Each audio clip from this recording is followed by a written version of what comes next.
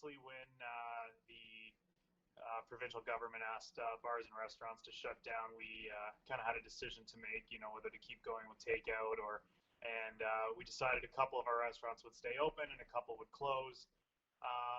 And then we kind of got talking about, should we move some food down to other restaurants, whatever. And then it just kind of hit me as I was hearing some stories out in the community of people who this was absolutely just crushing. And it just kind of dawned on me that now is not the time to feel sorry for yourself, and it's time to kind of step up and get some people some free food. So what we've done is we've asked people to email me at stillwatersmatt@gmail.com. And obviously I can't get back to everybody, but we've started today getting back to a couple, and then tomorrow we're going to do a big, huge push of getting back to people, and we're going to get some food delivered to their houses for free. It's been pretty heavy. It's been I've had quite a bit of emails. I've had a lot of emails of people not asking for help. People just basically saying thanks, and I know I'm not doing it for that. Selfishly it helps me feel better when I'm pretty gutted for everybody, especially my team members. We have 105 employees that we're going to be laying off, with the exception of a couple.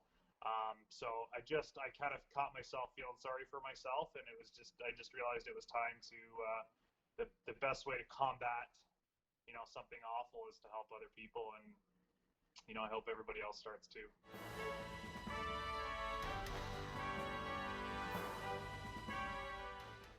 Because what happens is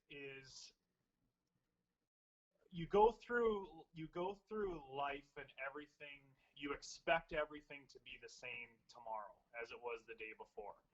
And sometimes as people, we think that it's all about us, and it's all about us as individuals, and it's all about what can I get from so-and-so and whatever. And then something like this happens, and we realize very quickly that if we're not together in this, and we don't stand together, you as an individual are helpless.